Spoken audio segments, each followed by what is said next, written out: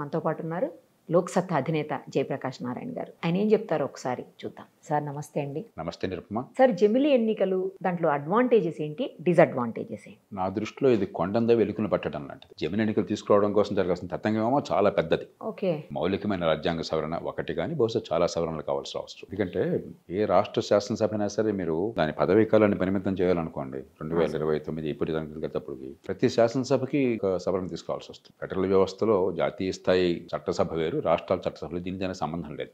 ఇప్పుడు సంబంధాన్ని మీరు తీసుకొచ్చే ప్రయత్నం చేస్తున్నారు. అంటే 3/2 మెజారిటీ ఉభయ సభల్లో పార్లమెంట్లో కావాలి. ఈవేళ దేశంలో ఉన్నటువంటి రాజకీయ పరిస్థితుల్లో అది అసాధ్యము. మరి ఫలితం ఏమన్నా ఉంటుందా? ఇది చేస్తే పెద్ద ప్రయోజనమే ఉండదు. ఎందుకంటే మళ్ళీ ఎన్నికలు జరుగుతున్నాయి, ఖర్చు పెరిగిపోతుంది.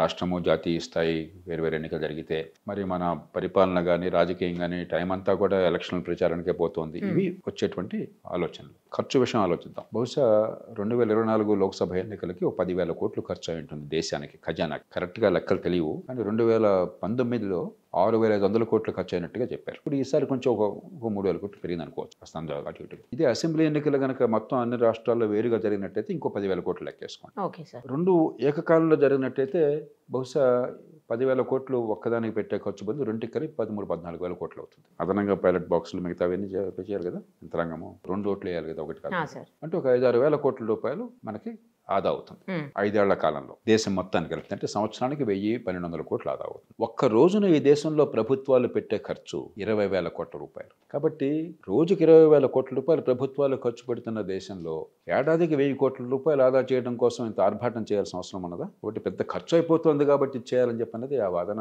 వాస్తవాలు పరిశీలిస్తే అది ఆ వాదన నడవదు. ఇక రెండోది, పరిపాలన అస్తవ్యస్తం అవుతోంది. మరి కొన్ని రాష్ట్రాల్లో కలిసే జరుగుతున్న ఎన్నికలు, ఆంధ్రప్రదేశ్, ఒరిస్సా ఇప్పుడు కలిసే జరిగినాయి, మొన్న కూడా తెలంగాణ ఇటీవల దాకా కలిసే జరిగినాయి. మధ్య కేసీఆర్ గారు మధ్య ఎన్నికలు పెట్టేదాకా. మిగతా రాష్ట్రాల్లోనూ ఈ రాష్ట్రాల్లోనూ చూస్తే పరిపాలన కానీ మరొకటి కానీ ఇక్కడ అద్భుతాలేం జరగట్లా, కలిసి జరిగిన మాత్రం చేత. అంటే మీకు పెద్ద ఫలితం ఏం కనిపించట్లా. మీరు ఇంత తతంగం చేసి ఎన్నికలను ఏకకాలంలో పెట్టే ప్రయత్నం చేసినా రాజకీయంగా ఏకాభిప్రాయం సాధించిన అసాధ్యమే. ఒకవేళ జరిగినా కూడా రేపొద్దున పార్లమెంట్లో కానీ లేకపోతే అసెంబ్లీలో కానీ మళ్ళీ రద్దు కాదని ఆ ప్రభుత్వాధినేత పూనుకున్నట్లయితే మధ్యంతర ఎన్నికలు రావని ఏం లేదు. ఎందుకంటే మన ఎన్నికల వ్యవస్థలోనే అది అంతర్భాగం. మధ్యంతరం వచ్చినప్పుడు బ్రిటన్ మనం అనుకరించాం. బ్రిటన్లో ఎప్పుడైనా సరే ప్రధానమంత్రి మోనార్క్ దగ్గరికి, రాజు లేక రాణి దగ్గరికి పోవచ్చు, సభ రద్దు అవుతుంది, ఎన్నికలు జరుగుతాయి. మళ్ళీ మనకి అట్లాగే సాంప్రదాయం అన్నమాట. అలా జరిగితే మళ్ళీ మొదటికి వస్తుంది. దానికోసం కోవిడ్ కమిటీ ఏం చెప్పారు?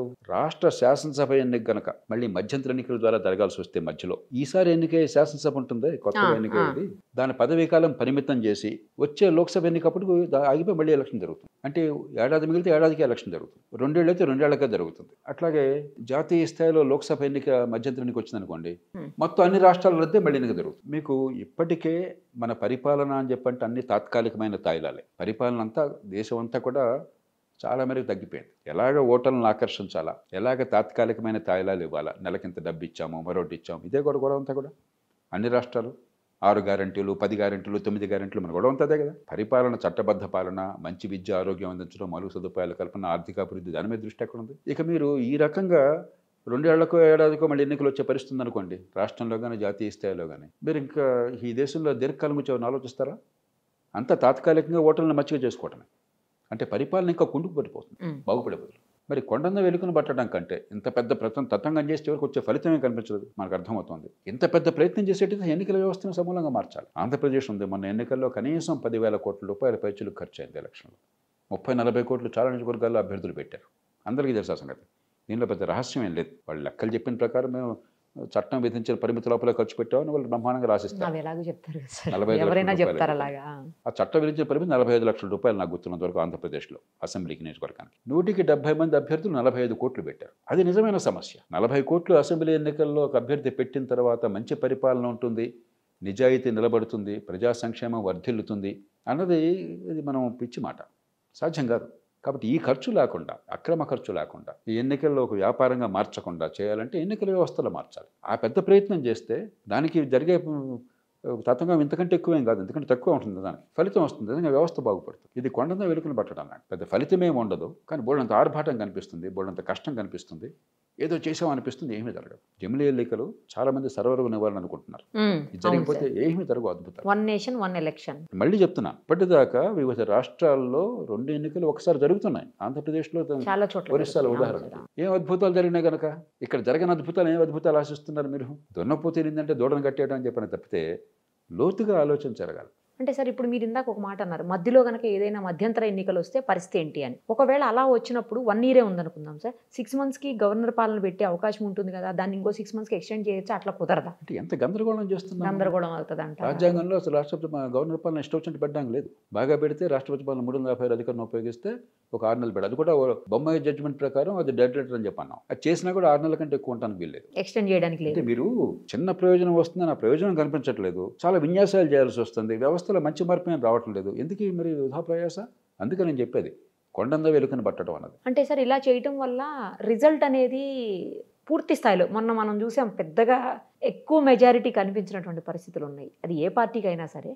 అలా కాకుండా స్పష్టమైన మెజారిటీ ఖచ్చితంగా వస్తుంది, అన్ని కలిపేసారి దానికి సంబంధమే ఉంది అసలు అని అంటున్నారు సార్ కొందరు. ఇంకేమన్నా వస్తే ఇంకా కొంచెం అస్పష్టత వస్తుంది. ఎందుకంటే అస్పష్టతే ప్రజలు ఓటు వేసేది రాష్ట్రంలో ఉన్న ప్రభుత్వాన్ని చూసి. మీరు ఎప్పుడైనా చూడండి, 100కి 85-90 మంది ఓటర్లు రాష్ట్రంలో ఉన్న ప్రభుత్వాన్ని చూసి ఓటేస్తున్నారు. ఆ ప్రభుత్వం బాగుందన్న భావం కలిగితే అన్ని చోట్ల, లోక్సభ కావచ్చు, అసెంబ్లీ కావచ్చు, పంచాయతీ కావచ్చు, మున్సిపాలిటీ కావచ్చు, అదే పార్టీకి అనుకూలంగా వేస్తున్నారు. అది బాగోలేదన్న భావం కలిగితే అన్ని చోట్ల ఆ పార్టీకి వ్యతిరేకంగా ఓటేస్తున్నారు. కాబట్టి జాతీయ స్థాయిలో ఎన్నికల ఫలితాలు రాష్ట్రాల ఎన్నికల సమాహారం. కలిపి పెడితే అసలు జాతీయ స్థాయి గురించి ఆలోచన ఉండదు. 185 మందికి చాలామంది ఓటర్లకి అసలు పార్లమెంట్ ఏం చేస్తుందో, అసెంబ్లీ ఏం చేస్తుందో, పంచాయతీ ఏం చేస్తుందో, మున్సిపాలిటీ ఏం చేస్తుందో తెలియదు. ఎంపీ గారికి ఫోన్ చేస్తారు, ఏమంటే మాకు స్ట్రీట్ లైట్కి వెళ్ళట్లేదు అని చెప్పి అంటారు. ఎమ్మెల్యే గారికి ఫోన్ చేస్తారు, ఏమంటే ఇంట్లో మంచినీళ్ళు రావట్లేదు అని చెప్పి. ఇది ఎమ్మెల్యే పని కాదు, ఎంపీ పని కాదు. ఇప్పటికే చాలా గందరగోళం. మన మనసులో కసి ఉంటుంది, ఈ బాగోలేదో బాగుందని చెప్పాను, ఓటుకు గుద్దేస్తున్నాం ఒకటి అంతే తప్ప అసలు ఎవరికి ఓటేస్తున్నాం, ఆ ఓటు వేసే సంస్థకి ఈ పనికి సంబంధం ఏంటి మనం ఆలోచించట్లా. ఎన్నికలు ఆర్భాటం హడావుడి కనిపిస్తున్నాయి, కానీ కనీసం వేరు వేరు ఎన్నికలు ఉన్నట్టయితే కొంతైనా ఆలోచిస్తారు. జాతీయ స్థాయి వేరు, రాష్ట్రం వేరు అని చెప్పి బలవంతంగా కలిపి పెడితే మనం ఆ ఉన్న కాస్త స్పష్టత కూడా పోతుంది. ప్రజాస్వామ్యంలో ఓటర్కి స్పష్టత ఉండాలి. ఓటు వేసేప్పుడు నేను వేసే ఓటు ఏంటి, ఆ ఓటు వల్ల నాకు జరిగేటువంటి లాభ నష్టాలు ఏమిటి, నా కుటుంబానికి, నాకు నేను కట్టే పన్నులు ఏమిటి, ఆ పన్నుల వల్ల నాకు అందే సేవలు ఏమిటి, ఇవి అర్థమైతే కదా ఎన్నిక రాణించేది, ఓటు రాణించేది. ఎందుకు ఓటేస్తున్నది లేక గుడ్డెద్దు చెలబట్టేట్టు ఓటేస్తే ప్రజాస్వామ్యం కాగితం మీద ఉంటుంది, అది ఎలా బాగుపడుతుంది? అందుకని ఎవరు వచ్చినా పెద్ద పరిస్థితులు బాగుపట్టాల, నిరాశ మిగులుతుంది. కాబట్టి మనం ఏమైనా మార్పు కావాలంటే ఎన్నికల్లో ఖర్చు తగ్గించడం ఎట్లాగా, అక్రమ ఖర్చు తగ్గించడం ఎట్లాగా, అట్లాగే ప్రజల్లో మరింత స్పష్టత వచ్చి ఓటుని చాలా ఒక ఇన్స్ట్రుమెంట్ లాగా వాడడం ఎట్లాగా, బేరుజు వేసి పరిపాలన ఎట్లా ఉంది, బేరుజు జవాబుదారితనం తీసుకోవడం ఎట్లాగా, మన ఓటుకిని భవిష్యత్తుకి సంబంధం ప్రజల మనసులో వచ్చేట్టు చేయడం ఎట్లాగా, మనం కట్టే పన్నులకి అందే సేవలకి మధ్య సంబంధం బలపడటం ఎట్లాగా, ఈ రీతిని ఆలోచిస్తే ప్రజాస్వామ్యం బాగుపడుతుంది. లేకపోతే ప్రజాస్వామ్యం కాగితం మీద వర్ధిల్లుతుంది. వాస్తవానికి ఈ డబ్బులు రాజకీయము, ఈ చట్టబద్ధ పాలనలో గోంగూరది బడుతున్నది బరి. మనందరికీ తెలుసు కదా ఏం జరుగుతుంది దేశంలో. విద్య లేదు దేశంలో, పరమ చండాలంగా ఉంది. ఆరోగ్యం లేదు. ప్రపంచంలో ఏ పెద్ద దేశంలో కూడా మనంత చండాలంగా విద్య, ఆరోగ్యం లేవు. మౌలిక సదుపాయాలు అంత అధ్వానంగా లేవు. కాబట్టి అసలైనటువంటి సమస్యల్లో పరిష్కారం గురించి దృష్టి పెట్టకుండా ఏదో మనం మసిపూసి మరడికాయ చేస్తున్నాం. దీనివల్ల పెద్ద ఫలితమేం లేదు, నిరర్థకం. సార్ స్టార్ట్ అయిన కొత్తలు అంటే ఫస్ట్ ఎలక్షన్ ఎప్పుడైతే స్టార్ట్ అయిందో అప్పుడు అన్ని కలిపి సార్వత్రిక ఎన్నిక అంతా ఒకే రకంగా జరిగింది కదా సార్. తర్వాత మారుతూ వచ్చిందేమో. ఏమైందంటే కాలక్రమేణా ఇందాకన్నా మధ్యంతర ఎన్నికలతో ఒక రాష్ట్రంలో అస్థిరత వచ్చింది, మరి రద్దు చేయాల్సి వస్తుంది. లేకపోతే అసెంబ్లీని మధ్యంతర ఎన్నికలు వస్తాయి. అలాగే 1971లో ఇందిరాగాంధీ గారు ముందస్తు ఎన్నికలు జరిపారు. 71 ఎన్నికలు పెట్టక 72లో జరగాలి, 71లో పెట్టేశారు ఆవిడ. ఆ తర్వాత కాలక్రమేణా 77 దాకా పొడిగించారు. ఒక 6-7 సంవత్సరాల కాలం పొడిగించారు ఎలక్షన్ జరగకుండా. 71లో వచ్చిన పార్లమెంట్. ఆ తర్వాత ఆ పార్లమెంట్ ఆ ప్రభుత్వం పడిపోయి 80లో ఎలక్షన్లు వచ్చింది మళ్ళీ. ఆ తర్వాత మళ్ళీ ఇందిరాగాంధీ చనిపోయినప్పుడు కొంచెం 3 నెలల ముందు చేశారు. ఆ తర్వాత 91లో ఎలక్షన్ వచ్చింది. ఆ తర్వాత 96, 98, 99 3 ఎలక్షన్లు వచ్చినాయి జాతీయ స్థాయిలో. 3 ఎలక్షన్లు వచ్చినాయి. 96లో ఎలక్షన్ వచ్చింది నరసింహారావు గారి ప్రభుత్వం అంతం కాలంలో. 98లో ఎలక్షన్ వచ్చి వాజ్పేయి గారి ప్రభుత్వంలోకి వచ్చారు. మళ్ళీ ఆయన ఒక్క ఓటుతో తిప్పేస్తే 99లో మళ్ళీ ఎలక్షన్ వచ్చింది. కాబట్టి ఇట్లాగా మధ్యంతర ఎన్నికలు ఎప్పుడైతే వస్తాయో అనివార్యంగా అంతా తేడా వచ్చేసింది. ఇది మౌలికమైన విషయం కాదు. దీనికి పెద్దగా పరిపాలన బాగుపడేదానికి సంబంధం లేదు. అయినా మీరు అన్నట్లు 2/3 మెజారిటీ అవసరం అన్నప్పుడు ఇప్పుడున్న పరిస్థితుల్లో అది కూడా సాధ్యమయ్యే పని కాదు, సాధ్యమైన ఉపయోగం లేదు. నిజంగా చేయాల్సిన పనులు ఉన్నాయి, దాని మీద దృష్టి పెట్టండి.